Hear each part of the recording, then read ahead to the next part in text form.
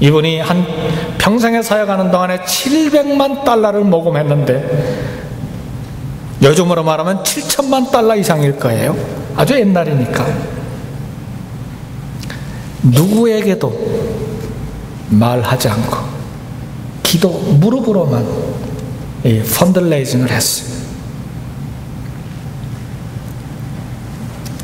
성도 여러분, 우리 주변에 의외로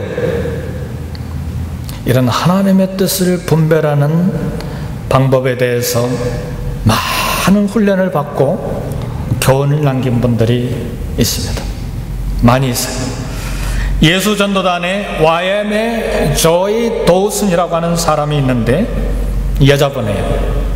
하나님의 뜻을 분별하는 기도에 대한 좋은 방법을 우리에게 가르쳐 주는데, 그가 쓴 책이 있어요. 일이 잘 안 될 때, 막 실타래처럼 일이 꼬이고 문제가 풀리지 않고 이제 이럴 때, 이때는 어떻게 하나님의 뜻을 분별하고 하나님의 음성을 듣고 문제를 해결해 나갈 수 있을 것인가에 대한 10가지를 이 책에서 썼어요. 모든 일이 특별히 복잡하고 아무것도 나의 뜻대로 되지 않고 심하게 억울한 일을 당하고 일들이 실패할 때 어떻게 하나님의 뜻을 분별할 수 있는지에 대한 10가지 방법입니다. 그래서 이번 주에 목장에서는 목자님들이 오늘 목양실 그 칼럼에다 이걸 다 요약해 놓았기 때문에 그걸 사용해서 이번 주에 목장 이렇게 좋은 쉐어링이 있기를 바랍니다.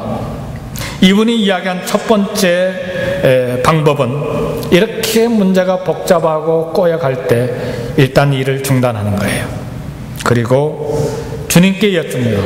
하나님, 이 문제를 통해서 나에게 무엇을 가르치려고 하십니까?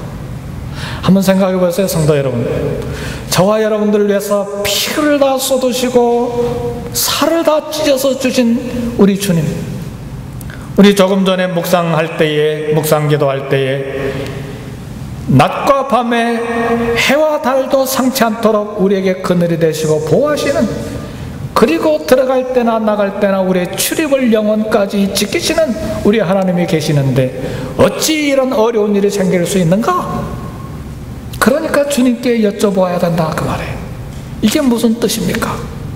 이것이 첫 번째 인도를 받는 방법입니다. 두 번째는 이 문제를 통해서 제가 배우기를 원하오니 제가 깨닫고 배울 때까지 이 문제를 해결하지 말아 주십시오. 이분의 굉장한 영성입니다. 저부터서 어려운 일이 생기면 당장 하나님 웬일입니까? 거기까지는 좋았어요. 이 문제를 순식간에 해결해 주십시오. 오늘 내로 저녁에 침대에 들어가기 전에 해결해 주십시오. 이제 이렇게 기도하지 않겠습니까? 근데 이분은 하나님의 마음을 먼저 생각하는 거예요. 그리고 모든 다스리는 주권이 하나님께 있음을 알고 내가 깨닫기 전에는, 내가 이 일을 통해서 배우기 전에는 이 문제가 해결되지 않기를 원합니다. 굉장하죠? 그래서 나쁜 환경을 통해서 주님께서 가르쳐 주시고자 하시는 바를 배워 더 어려운 일이 생기지 않도록 배우려고 하는 자세를 갖는 것이 좋다. 이분의 두 번째 제시입니다. 세 번째는 내가 주님의 뜻을 알고 이 일을 행했는가를 살펴보는 것입니다. 많은 경우에 우리는 내 마음에 들면 하나님께서 좋아하실 줄 알고 하나님께 물어보지도 않고 여쭤보지도 않고 행동으로 급하게 옮기는 때가 너무 많아요. 이 부분은 오늘 저를 향한 설교입니다. 그냥 대단히 제가 도전받고 교훈받는 부분이에요.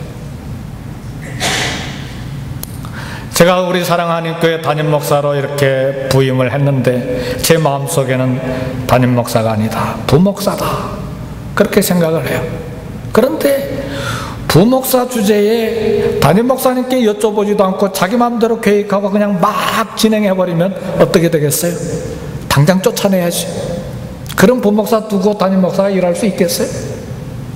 제 꼴을 보니까 이게 하나님께서 좋아하실 거다, 그리고 여쭈지도 않고 막 진행하는 거예요. 그걸 자주 보는 거예요, 제 안에서.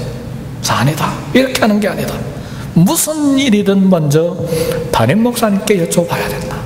우리 하나님께 먼저 여쭤보고 그 다음에 일을 진행해야 되지 않겠는가. 그것이 안전하다. 이것이 세 번째 방법입니다. 아무리 선한 일이고 내 생각이 아무리 좋아도 주님께서 하라고 하시는 말씀이 없으면 우리는 멈춰야 되는 것입니다. 그래서 그런 우스운 이야기를 일부 예배 때 했어요. 시골에 계신, 서울에 있는 아들이 시골에 계신 다 연세가 많으신 할머니, 할아버지, 어머님, 아버님을 이 서울로 모시고 이제는 식사를 대접합니다. 서울에 가면 함흥냉면집이라고 유명한 집이 있어요. 가서 먹어보니까 정말 맛있어요. 그래서 자기가 좋아하는 그 함흥냉면을 이제 대접하기를 원해서 그곳으로 모시고 갔어요. 그래서 2그릇을 시켜서 어머니, 아버지 앞에 내놨어요. 근데 시골에서 올라오신 어머니, 아버지가 그걸 못 드시고 가만히 계시는 거예요. 아니, 아버지, 어머니, 이게 얼마나 맛있는 유명한 함흥냉면집입니다. 왜 안 드세요? 내 어머니, 아버지가 시골에서 사시는데 언제 치과 가실 시간이 있나요? 이빨이 다 빠지셨는데 이걸 냉면을, 이 질긴 냉면을 잡수실 수가 있나요? 많은 경우에 내가 좋아하는 대로 내 방법으로 하나님 마음 생각하지 않냐고 내 마음대로 봉사하다가 문제가 생기는 경우가 있어요. 주님의 뜻을 알고 주님께서 원하시는 일을 분별해서 하나님께 봉사해야 되는 것입니다. 네 번째로 이분이 이야기하는 것은 왜 일이 잘 안 될까? 왜 일이 실타래처럼 엉켰을까? 왜 실패했을까? 네 번째, 고백하지 아니한 숨겨진 죄가 있는지를 살펴보고 죄를 회개해야 된다, 죄를 끊어야 된다고 말했습니다. 정직한 사람에 대해서 주님의 뜻대로 행하려면 숨은 죄가 없어야 돼요. 내 마음속에 숨겨진 죄가, 혹시 내가 모르는 죄가 있는지 이것을 해결해야 그 다음에 하나님의 뜻을 분별할 수 있다는 말입니다.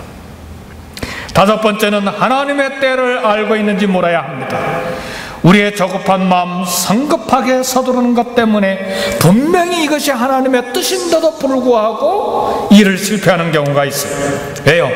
주님의 때를 기다리지 못하고 성급하게 행동했기 때문에 문제가 생긴 거예요. 요셉이 감옥에 나오는 것은 요셉의 간절한 소원이었어요. 요셉의 간절한 기도 제목이었어요. 그러나 30살이 되기 전에는 감옥을 나올 수가 없어요. 왜요? 30살이 되어야 국무총리가 될 수가 있기 때문에. 언젠가도 말씀드렸지만 애굽의 박물관에서 발견한 토판에서 이집트 장정들이 정치에 나가서 일할 수 있는 나이가 나왔는데 그것이 30세였어. 그러니까 아무리 기도해도 아직은 2년을 더 감옥에 있어야 정치에 나갈 수가 있는 거예요. 하나님의 때가 있다는 말이에요. 그 때를 잘 분별해서 하나님 앞에 나아갈 때에 하나님의 뜻을 분별할 수 있다는 말이에요. 여섯 번째는 혹시 사단이 만든 상황이 아닌지 살펴보아야 합니다. 모든 일이 내 잘못에서만 원인이 있는 것은 아닙니다. 때때로 사단이 방해해서 나온 결과일 수도 있습니다. 만약 그렇다면 베드로전서 5장 8절 9절 말씀처럼 사단을 책망하고 대적해야 합니다. 예수의 이름으로 명하노니 사단아 물러갈지어다, 이렇게 대적해야 합니다. 주님을 구주로 영접한 거듭난 사람은 누구든지 사단을 이길 권세가 있습니다. 오직 성령이 너에게 임하시면 너희가 권능을 받고 그랬습니다.